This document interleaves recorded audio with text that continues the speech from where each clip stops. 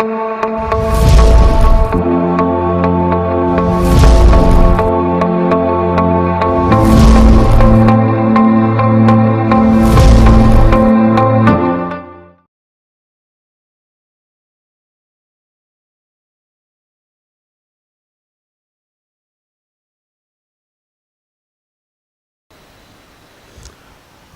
the basic strength of following compounds. Now we are dealing with the question number DR 2045. The first is ethoxide ion, second is ethylene ion, the third is ethylamide ion, amide, and lastly fluoride ion. Which of the five is most basic and how to compare their basic strength? तो जहाँ तक ऐसे किसी भी problem का सवाल है तो आप हर एक की प्रॉपर्टी आप इसमें देखें। तो सबसे पहला काम आप इनके स्ट्रक्चर को इलेबोरेट करें। ये एग्जाम्पल है CH3 CH2O minus CH3 CH2 minus CH3 CH2 NH minus NH2 minus and F minus. अब हम लोग को कंपेयर करना है बेसिक स्ट्रेंथ। तो सबसे पहली बात निकल के आ गई कि basic strength proportional two electron density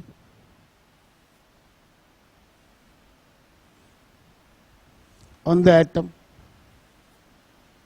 or easy of protonation.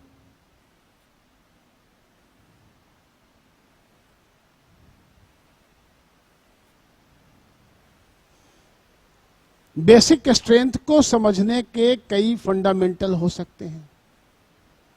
एक और एंगल हो सकता है कि हम इसके कंजुगेट एसिड बना के एसिडिटी चेक कर लें। स्ट्रॉन्गर बेस के कंजुगेट एसिड कमजोर होंगे।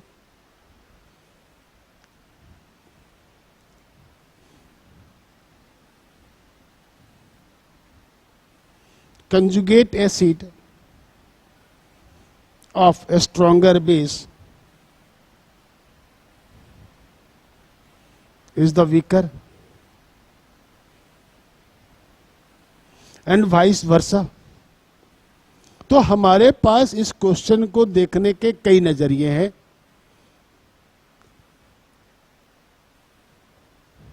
अगर हम इलेक्ट्रॉन डेंसिटी की बात करें तो सबसे पहले लेवल पे आप एटम को कंपेयर करो।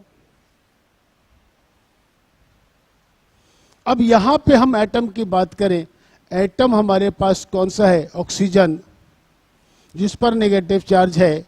यहाँ कार्बन है, यहाँ पे नाइट्रोजन है, और यहाँ पे नाइट्रोजन है, और यहाँ पे फ्लोरीन है। इलेक्ट्रोनेगेटिविटी के हिसाब से most electronegative fluorine and list electronegative is a carbon. तो नेगेटिव चार्ज कार्बन पे सबसे कम स्टेबल होगा, कार्बन सबसे अधिक बेसिक होगा। ये बात तो निकल के आ गई कि हम अगर इलेक्ट्रोनेगेटिविटी के आधार पे कहें तो हमारे पास ये बात निकल के आ गई कि carbon this is the first. Again who is the second? Either this और दिस। चूंकि इलेक्ट्रोनेगेटिविटी की बात हम करें तो इलेक्ट्रोनेगेटिविटी का ऑर्डर क्या है? तो इलेक्ट्रोनेगेटिविटी का order fluorine, oxygen, nitrogen and carbon.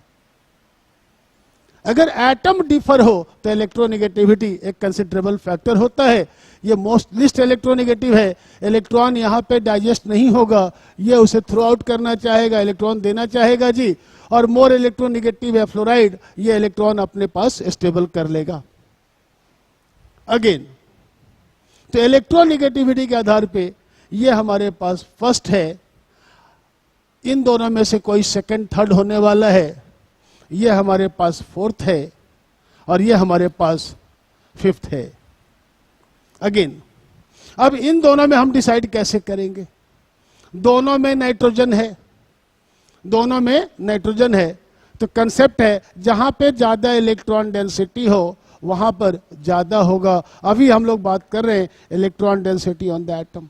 तो सेकंड इज, अगर अब एटम सेम हो तो हम उसमें बाकी इलेक्ट्रॉनिक इफेक्ट देखते हैं, तो इलेक्ट्रॉनिक इफेक्ट का हम सहारा लेते हैं। और जब इलेक्ट्रॉनिक इफेक्ट पे आते हैं तो यहाँ पे मुझे क्या नजर आ रहा है? यहाँ पे नजर आ रहा है कि ये इथाइल ग्रुप इलेक्ट्रॉन पंप कर रहा है, प्लस आई इफेक्ट है, और स्पष्ट है कि यहाँ इलेक्ट्रॉन डेंसिटी ज्यादा है बनस्पत की दूसरे से। तो इस बात को दिमाग में रखें और सीधी सीधी बात हमारे पास निकल के आ गई कि हमारा मोस्ट सबसे अधिक इलेक्ट्रॉन, सबसे अधिक बेसिक कौन है? ये हमारे पास एक नंबर, हमारे पास तो ये हो गया मोस्ट बेसिक वन। दूसरे नंबर पे इन दोनों नाइट्रोजन में वो नाइट्रोजन होगा जहां पे इलेक्ट्रॉन डेंसिटी ज्यादा है। क्यों ज्यादा है? प्लस आई के कारण ज्यादा है, तो इसलिए ये हमारे पास 2 नंबर है। और तब हमारे पास अमाइड आयन है, क्योंकि यहाँ पे कोई इलेक्ट्रॉन नहीं आ रहा है। और तब हमारे पास ऑक्साइड आयन है, ethoxide ion 4, and lastly we have fluoride, and this is the 5। और ये हमारे पास आंसर हो गया, ये हमारा सीक्वेंस हो गया कि 1 इज कार्बन। अगेन आप इस क्वेश्चन को और भी तरीके से टेस्ट कर सकते हो, आप चाहो तो इसके कॉरस्पॉन्डिंग एसिड बना करके देख सकते हो, वहां से भी आपको इसका जवाब आएगा। लेकिन मैंने आपको डायरेक्ट जवाब दे दिया कि इसका जवाब इस तरीके से हम कंपेयर कर सकते हैं, एटम पे इलेक्ट्रॉन डेंसिटी के साथ साथ और सराउंडिंग के इलेक्ट्रॉनिक इफेक्ट के साथ साथ। Okay, thank you.